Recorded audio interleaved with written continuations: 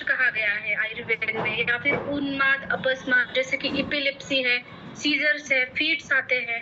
ऐसे कंडीशन उनके ब्रेन के ऊपर अटैक हुआ होता है, मतलब उनका तो इस कंडीशन में भी एक न्यूरो प्रोटेक्टिव जैसा काम करेगा। वो ब्रेन सेल्स जो डीजनरेशन होते जा रही है, उसको वो रीजनरेशन की तरफ जाता है। और लायंस मेंस में ऐसे गुणधर्म है कि जो रिवर्स कर सके उन सारी चीजों को, लेकिन वो भी आपको जानना जरूरी है कि ये आपने जल्दी शुरू कर देना चाहिए। मतलब बहुत आगे की कंडीशन हो गई है, डीजनरेशन बहुत ज्यादा हो गया, तो उसमें थोड़ा टाइम लगता है। लेकिन अगर आप रेगुलरली इसको लेते हैं तो जो आपका डीजनरेशन हो रहा है, जो कमजोरी आपके नसों में आएगी, उसको ये कम कर सकता है। कोलेस्ट्रॉल मैनेजमेंट, ये जो लिपिड लेवल है हमारे शरीर के अंदर, जो लिपिड प्रोफाइल हम करते हैं, उसमें कोलेस्ट्रॉल नॉर्मल होना जरूरी है। उसका भी मैनेजमेंट लायंसमैन बहुत अच्छे से कर रहा है।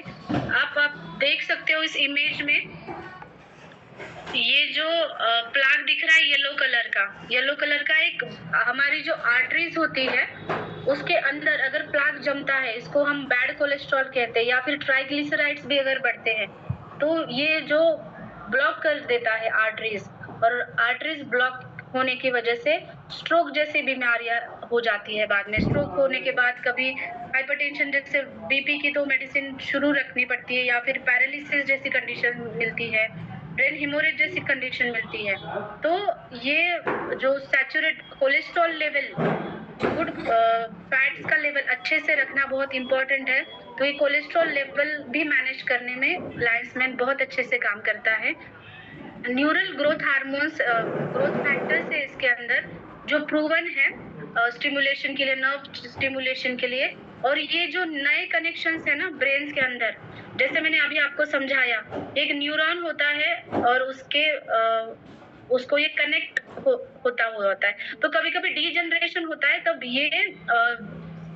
ये इसकी जो संख्या है वो कम होने लगती है न्यूरॉन्स की, या फिर न्यूरल जो कनेक्शंस होते हैं, न्यूक्लियस जो होता है वो न्यूरॉन्स के बीच में, उसका भी कनेक्शन कम होने लगता है।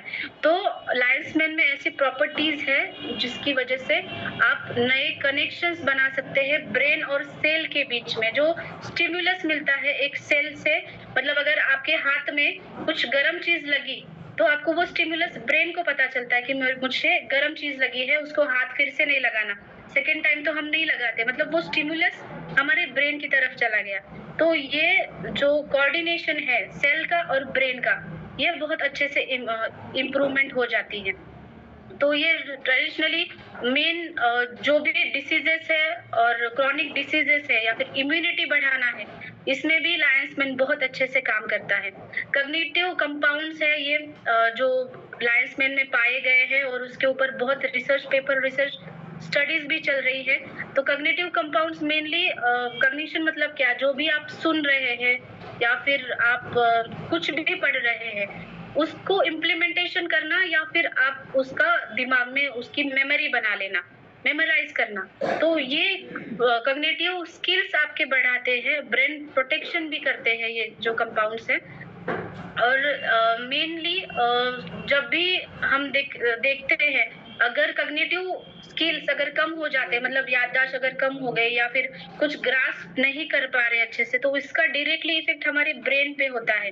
तो ब्रेन जो है इसको उसमें एक हिप्पोकैम्पस नाम का एक अवयव टाइप थोड़ा सा रहता है, जो एक सेंटर होता है हमारा, मेमोरी सेंटर होता है। ब्रेन में बहुत सारे सेंटर्स है, हियरिंग सेंटर है, रीजन सेंटर है, जैसे हिप्पोकैम्पस को मेमोरी सेंटर कहते हैं। तो हिप्पोकैम्पस कैसे काम करता है, हिप्पोकैम्पस सारी चीजें स्टोर करता है, मतलब आपके लाइफ में जो भी आपकी मेमोरीज है वो हिप्पोकैम्पस में स्टोर हो चुकी है, या फिर आप जो भी पढ़ रहे हैं या फिर याद रख पा रहे हैं, वो हिप्पोकैम्पस में स्टोर होते हैं। तो ये हिप्पोकैम्पस सेंटर पे बहुत अच्छे से काम करता है, उसको एनहांस कर पाता है। अगर आप सोचते हो कि अगर हिप्पोकैम्पस सेंटर नहीं होता तो आपको कुछ भी याद नहीं रहता। और जनरली जिनको स्मृति भ्रंश या याददाश्त जिनकी कम होती है, या फिर जिनको न्यूरल डिसऑर्डर्स होते हैं, कोई भी रिलेटेड नर्व्स रिलेटेड डिसऑर्डर्स होते हैं, ब्रेन रिलेटेड डिसऑर्डर्स होते हैं, उनमें ये हिप्पोकैम्पस का जो एरिया है ना, वो थोड़ा-सा वीक हो जाता है। तो ये डायरेक्टली हिप्पोकैम्पस के ऊपर काम करता है और उसको एनर्जी देता है। लायंस मेन इस तरीके से हमारे ब्रेन के ऊपर बहुत अच्छे से काम करता है। एक न्यूरोट्रांसमीटर, जैसे मैंने पहले कहा, ब्रेन और सेल्स के बीच में जो न्यूरोट्रांसमीटर काम करता है, उसको भी ये बहुत अच्छे से सपोर्ट करता है। न्यूरल ग्रोथ जो होती है, जो उसके तत्व होते हैं जो न्यूरल ग्रोथ में बहुत अच्छे से काम करते हैं, नए नर्व्स तैयार करना। क्योंकि अगर न्यूरल डिजनरेशन हुआ तो कोई भी और मेडिसिन काम नहीं करती सिवाय हमारे हर्बल कुछ प्रोडक्ट्स होते हैं, जैसे कि ब्राह्मी है या फिर लायंस मेन है, अश्वगंधा है, वो डायरेक्टली हमारे नर्व्स के ऊपर बहुत अच्छे से काम करती है। तो ये नए नए सेल्स बनाती हैं, तो लायंस मेन इसमें बहुत अच्छा काम करेगी। साथ ही में ये ट्रेडिशनली गट हेल्थ के ऊपर काम करता था, मतलब इनडाइजेशन अगर हो रहा है तो उसके ऊपर काम करेगा।